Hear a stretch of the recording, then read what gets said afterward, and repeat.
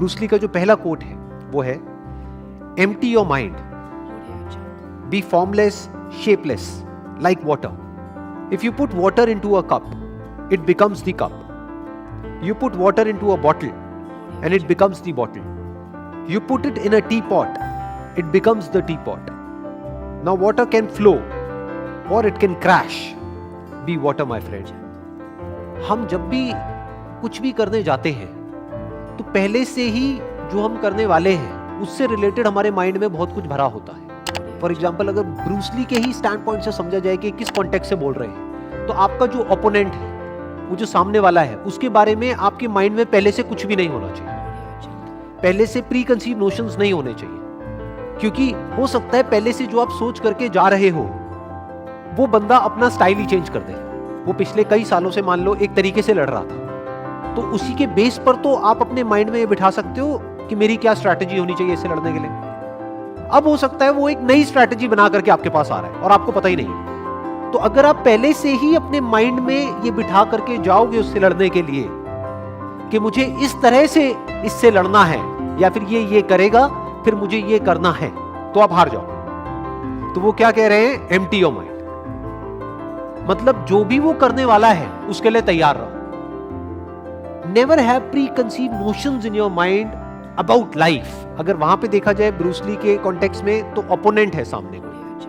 अगर हम अपने आप से रिलेट करें तो हमारी लाइफ में क्या होता है, इस ओपोनेंट को हम क्या बोल सकते हैं, लाइफ में जो प्रॉब्लम्स आ रही हैं, जो चैलेंजेस आ रहे हैं, जो भी मुश्किलें आ रही हैं, तो उनको अपने पास्ट के नजरिए से मत देखो, नहीं तो आप फंस जाओगे। क्योंकि हो सकता है अब जो चैलेंज आया आपको आज, वो नया चैलेंज है। और हो सकता है क्या, हमेशा लाइफ नए चैलेंजेस आपके सामने लेकर के आती है, जो आज से पहले कभी नहीं हुआ है। ऐसी ऐसी चीजें हो जाती हैं जो हमने सोचा भी नहीं होता है, ऐसी ऐसी चीजें हो जाती हैं। तो अगर उन प्रॉब्लम्स के हमको सॉल्यूशंस निकालने हैं तो हमारा माइंड पूरी तरह से खाली होना चाहिए उस प्रॉब्लम से रिलेटेड जो भी कुछ हमारे माइंड में पहले से भरा पड़ा है उससे। प्रॉब्लम को कैसे देखना है, या लाइफ में जो भी आप आज जिस भी सिचुएशन में हो और फंसे हुए हो, बहुत बार लाइफ में ऐसा होता है कि हम फंस जाते हैं, बट प्रॉब्लम क्या होती है, हम सॉल्यूशन निकाल रहे होते हैं अपनी मेमोरी के बेस पर, और हम और फंसते चले जाते हैं। क्योंकि जो हमने पास्ट में किया उसी वजह से तो हम इस सिचुएशन में फंसे हैं। सोचो, हम अपनी थिंकिंग की वजह से ही तो फंसते हैं लाइफ में जाकर के एक ना एक पॉइंट पे। किसी बंदे की थिंकिंग ठीक नहीं थी, इस वजह से वो जो काम कर रहा है, मान लो कोई बिजनेस कर रहा है और उसमें सक्सेसफुल नहीं हो पा रहा है, बट वो अपनी उसी थिंकिंग के बेस पे उसका सोल्यूशन निकालना चाहता है, कभी नहीं निकाल सकता, इम्पॉसिबल। पहले उसको अपनी ही उस थिंकिंग से फ्री होना होगा, क्योंकि उसकी ही थिंकिंग की वजह से उसके बिजनेस में प्रॉब्लम्स क्रिएट हो रही है। उसको एक नई थिंकिंग चाहिए। अब नई थिंकिंग मतलब क्या, कि कुछ भी नया सोचने लग जाओ, नहीं। जो प्रॉब्लम आ रही है उस प्रॉब्लम को एज इट इज देखना है, उस प्रॉब्लम के साथ में एक हो जाना है। जैसे पानी जिस रंग में डालते हैं उसी रंग में एक हो जाता है, पानी को जिस कप में हम डालते हैं वही फॉर्म ले लेता है। यही बात यहां पे कही जा रही है, यानी कि आप एक हो जाओ लाइफ में जो भी आपको प्रॉब्लम आ रही है उसके साथ में। तो जब आप पूरी तरह से प्रॉब्लम के साथ में जुड़ जाते हो, आपका ध्यान, आप मतलब क्या, आपका ध्यान प्रॉब्लम के साथ में पूरी तरह से एक हो जाता है, तब उसी प्रॉब्लम में आपको सॉल्यूशन नजर आ जाता है। पानी की क्या खास बात होती है कि सामने जो भी सिचुएशन होती है उसके हिसाब से एक्ट करता है। अगर रास्ता नहीं है तो रास्ता बना लेता है, रास्ता छोटा है तो पानी छोटे से छोटा हो जाता है। अगर मान लो रुकावट बड़ी है तो पानी फुल फोर्स के साथ आता है और किसी भी तरीके से उसको तोड़ता हुआ आगे निकल जाता है। तो पानी is softer then the softest and harder than the hardest, and not और।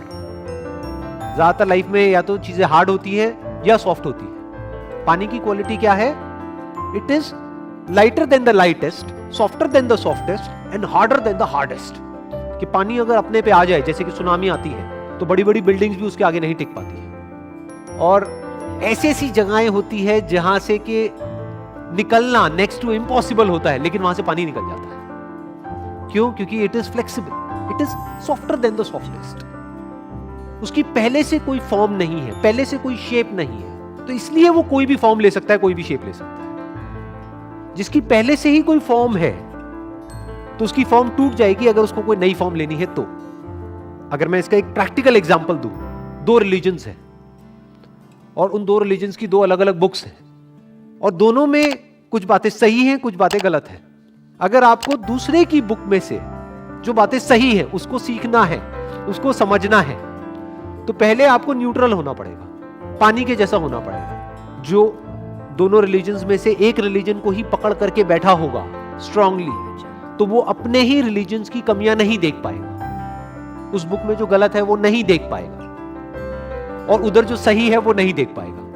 बट अगर कोई पानी के जैसा है, यानी वो किसी एक को नहीं पकड़ रहा है, उसकी कोई फॉर्म नहीं है, तो अब वो कोई भी बुक पढ़ सकता है किसी भी रिलीजन की, और उसमें से जो सही है उसको निकाल सकता है और अपनी लाइफ में उतार सकता है और अपनी लाइफ में चेंजेस लेकर के आ सकता है। तो ये बात यहां पर कही जा रही है कि लाइफ में अगर आप एक्चुअल में ग्रो करना चाहते हो या फिर अनस्टॉपेबल होना चाहते हो in the real sense, not theoretically but actually, तो उसका सिर्फ एक तरीका है, you need to be like water. Next quote is, do not pray for an easy life, pray for the strength to endure a difficult one. Do not pray for an easy life. क्यों? क्योंकि life तो easy है ही नहीं। तो अगर आप एक easy life के लिए प्रे कर रहे हो तो आपकी प्रेयर ही गलत हो गई, आपकी एक्सपेक्टेशन ही गलत हो गई। आपकी एक्सपेक्टेशन ऐसी हो गई जो कभी पूरी हो ही नहीं सकती। कोई इंसान तो क्या, भगवान भी आपकी एक्सपेक्टेशन को पूरी नहीं कर सकता अगर आप कहते हो कि मुझे एक आसान जिंदगी चाहिए। आसान किसी की नहीं है जिंदगी। जो पैसे वाले हैं, मान लो कोई बच्चा है, वो किसी बहुत पैसे वाले घर में पैदा हो गया है, अरे उसकी अलग प्रॉब्लम्स है, और जो एक गरीब घर में पैदा हुआ है उसकी अलग प्रॉब्लम्स है। ऐसा नहीं है कि उसकी लाइफ में कोई प्रॉब्लम्स ही नहीं है, ऐसा कोई नहीं है। तो क्या कहा जा रहा है कि अगर प्रे करना ही है भगवान से या जिसको भी आप मानते हो उससे प्रे करना ही है, तो ये करो कि हे भगवान, मुझे एक आसान जिंदगी मत दो, क्योंकि जिंदगी तो आसान है ही नहीं। मुझे स्ट्रेंथ दो कि मैं एक मुश्किल जिंदगी को भी एंड्योर कर सकूं, सह सकूं। यानी मेरी सहन शक्ति को बढ़ाओ भगवान, मेरी स्ट्रेंथ को बढ़ाओ, मेरी पावर्स को बढ़ाओ। मुझे ऐसा बनाओ कि मुझे जिस भी माहौल में डाल दिया जाए, चाहे वो माहौल कितना भी अनकंफर्टेबल लग रहा है, मैं उसको सह सकूं। फॉर एग्जाम्पल, अगर आपको एक अच्छी बॉडी चाहिए तो उसके लिए दर्द सहना पड़ेगा, तो भगवान से प्रे करना ही है। तो भगवान से ये मत प्रे करो कि हे भगवान मेरे को एक अच्छी बॉडी दे दो। भगवान से प्रे क्या करना है कि हे भगवान, मुझे शक्ति दो कि मैं उस दर्द को सह सकूं जो दर्द मुझे होने वाला है जब मैं अपनी बॉडी को बनाऊंगा तब। लाइफ में जो मुश्किलें हैं उससे लड़ने की ताकत एकदम से नहीं आती है। तो अगर आपको एक आसान जिंदगी मिल गई तो हो सकता है आपको ये भी लगे कि मेरे साथ में अच्छा हो रहा है, लेकिन एक्चुअल में आपके साथ अच्छा नहीं हो रहा है, बुरा हो रहा है। क्योंकि अगर आपको थोड़ी थोड़ी मुश्किलें मिलती रहे लाइफ में, तो धीरे धीरे आने वाले टाइम में आप इस लेवल पे आ सकते हो कि बड़ी से बड़ी मुश्किल से भी टकरा सकते। Next quote is, I fear not the man who has practised 10,000 kicks once, but I fear the man who has practiced one kick 10,000 times. अगर इस कोट को हम ध्यान से समझे तो इसमें प्रैक्टिस को डिफाइन किया जा रहा है कि प्रैक्टिस का मतलब होता क्या है। जिसने प्रैक्टिस कर रखी है किसी एक काम की, बार बार बार बार बार बार बार बार बार बार जब हम प्रैक्टिस करते रहते हैं तो क्या होता है, तो हम एक स्टेट में चले जाते हैं जिस स्टेट को बोलते हैं तो स्टेट ऑफ फ्लो। और स्टेट ऑफ फ्लो में क्या होता है कि वो काम अपने आप होने लग जाता है। एक है आपको सोच करके एक काम को करना होता है, तो बीच में एक फिल्टर आ गया। जैसे एक आदमी ने अगर एक किक की प्रैक्टिस 10 बार करी है, तो अब अगर उसको उस किक को उसी जगह पे मारना है सामने वाले को, ओपोनेंट को, जिस जगह पे वो मारना चाहता है, मान लो नेक के यहां पर, तो उसको पहले सोचना पड़ेगा, वहां पर बड़ा दिमाग लगाना पड़ेगा, ध्यान लगाना पड़ेगा, तब जाकर के वो शायद हिट कर पाएगा। लेकिन अगर 10,000 बार उसने उसकी प्रैक्टिस कर रखी है या 1000 बार प्रैक्टिस कर रखी है एग्जैक्ट उसी की, तो अब उसको दिमाग लगाने की जरूरत नहीं है। या ये कह लो, ये जो दिमाग लगाने का काम है ये इतनी तेजी से हो जाएगा कि पता भी नहीं लगेगा, ऐसा लगेगा कि दिमाग लगा ही नहीं है। वो गैप बीच में से हट गया, यानी वो काम बहुत ही स्पीड से हो जाएगा। और स्पीड का ही सारा खेल होता है कि कौन सा काम कितनी स्पीड से हो रहा है, स्पेशली लड़ाई में, जिस कॉन्टेक्स्ट में ये कहा जा रहा है। फ्रैक्शन ऑफ सेकंड्स का डिफरेंस होता है कि जिस आदमी ने 10 बार प्रैक्टिस करी है, मान लो उसको वो किक सही जगह तक पहुंचाने में 1 सेकंड लगेगा, और जो दूसरा आदमी है उसको आधा सेकंड लगेगा। लेकिन ये आधा सेकंड का जो डिफरेंस आएगा वो इतना बड़ा है जिसकी कोई हद नहीं है, कि सामने वाले को आधा टाइम मिलेगा अपने आप को बचाने का, अपने आप को डिफेंड करने का। तो प्रैक्टिस से क्या होता है?